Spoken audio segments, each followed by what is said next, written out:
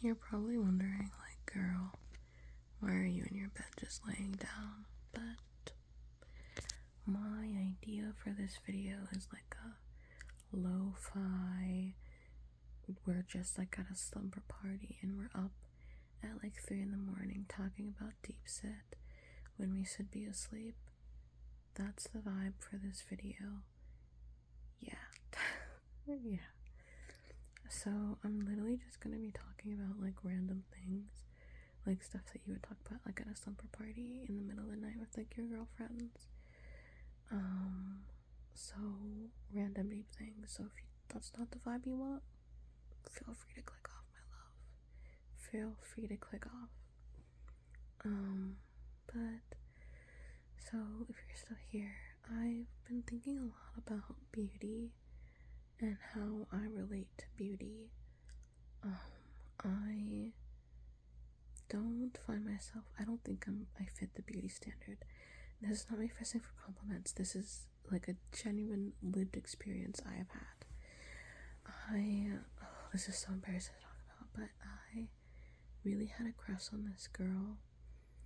Her name was irrelevant. Her name's irrelevant. But I remember one day I was talking to her and she goes, I think she had a crush on me too, but she goes, do you think it's bad to want to date somebody who you find romantically as like a potential, like you could see yourself dating them romantically and like emotionally, but you couldn't see yourself dating them like physically, like how they look? And I think she was talking about me. I really do. And I think about that often, and I mean, I have zero proof that she was talking about me, but I feel like she was. And I think about that often, that like feeling of knowing that someone would date you emotionally, and someone would date you if you looked different, but they wouldn't date you in the body that you're in. And I am plus sized. I'm fat. I'm chubby. And I think, I know I should just lose weight. I should just work out, and yeah. But and it's not the fact that like, oh, I wish you just date me despite it, because I literally told her, I was like, you shouldn't date somebody you're not physically attracted to just because like you are romantically attracted to them. Like, you should want both for yourself and for the person. Like, anyways, I think about that a lot. I really do. And I wonder, will I ever find love? Will I ever find somebody who is romantically attracted to me and physically attracted to me? I feel like I have a really kind and soft and gentle personality, and I know that if I was more aesthetically pretty, things would be a lot different for me. And it's that knowledge that makes me sad. It's not like whether or not she would actually date me or things like that, but it's knowing that I am missing something, that I've been trying to lose weight. I've lost a lot of weight so far, but it's not enough. No matter how much I lose, it's never enough. And it's never good enough. And I don't know how to make it good enough. And I think about that often, that feeling of when do I become good enough? When do I have to stop working on myself? And I know some people will say, oh, you never stop working on yourself, but that's so exhausting. Does that not make other people exhausted? Is it not tiring? Are you guys not tired too?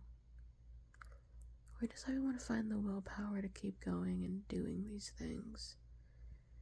Like, are you guys just stronger than I am? I think you guys are just built different. Like, I think I was born with something missing. Like, I think there's something in me that's missing. And I know I sound so crazy. I sound literally insane. But I really do think that, like, there's a part of me that's missing something. And I think that part that's missing was, like, some key component and that makes me, like, being human. And I think I'm just, like, not good at being human. I don't know, guys. I don't know. And I think often about how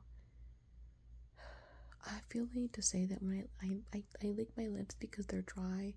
I'm not trying to seduce the camera, I swear. Which is just a weird thing to say, but I've seen in other videos of, like, people who do close-up videos like this, when they, like, lick their lips, people are like, you're trying to seduce me. My lips are just very dry. I need some chapstick. I promise that is all it is. Please. Please. This is not going to be relaxing at all. I'm so sorry. Yeah. Something else I think about often is, where I'll be in 5 years. Like, because 5 years from, like, previously, who I thought I would be and where I thought I would be at, I'm not there. I'm not there at all. And so whenever I try to plan for the future, I feel like there's no point because I don't know where I'll be.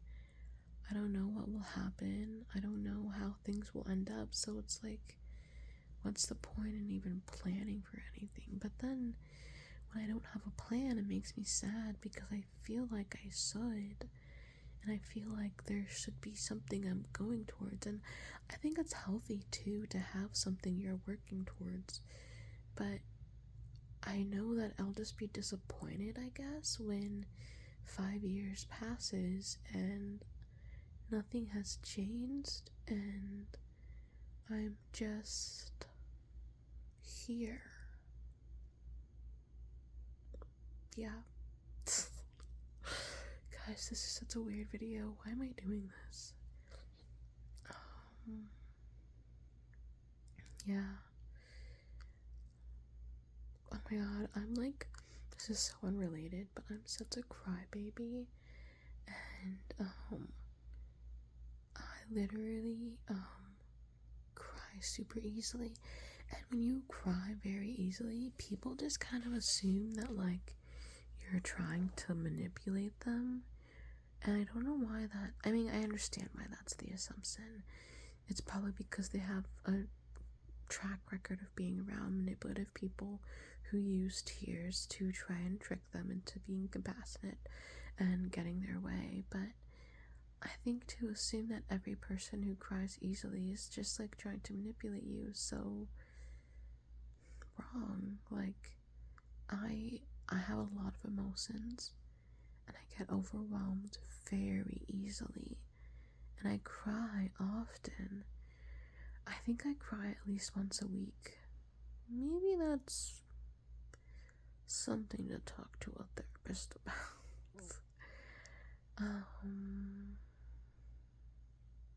Yeah. I think I'm being too vulnerable, guys. I think I'm being a little too vulnerable. This might be a very short video and I cut it at like 10 minutes. We'll see. I cry often, and I've literally been told by, like, I was talking to this guy, and he made me cry, and I was trying to explain to him why what he did and the way he talked to me made me so sad, and he just kind of got so defensive and annoyed, and I never know what to do when that happens, because it feels like an abandonment when you're trying to be vulnerable with somebody and they reject your vulnerability. I don't know. I don't know. I also think I just have like crazy abandonment issues, and that affects me. I hope I'm being quiet enough. I'm not, this is very low. I'm not using a mic, I'm just using my phone microphone. So I hope it's not too loud. It's definitely gonna be like a soft spoken video.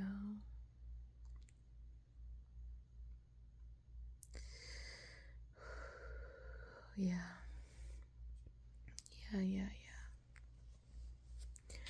I think after a certain point, you just have to kind of accept who you are.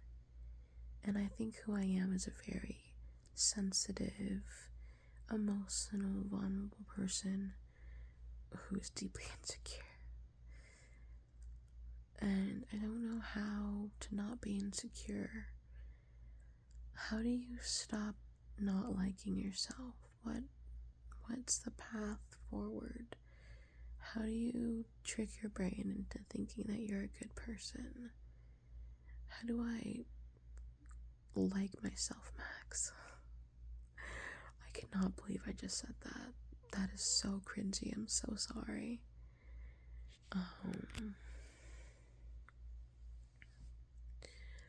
I think that, like, you can see that my tip of my ear. Let's put that away. Goodbye. I think that after a certain point, you just kind of gotta do or die. Like, you have to get to a point where you just say, this is just what it is. Bro, I don't even know what I'm talking about anymore. I think I'm gonna end it here. I hope you're happy, because you deserve to be happy. You really do. You deserve to be happy, and I hope you are.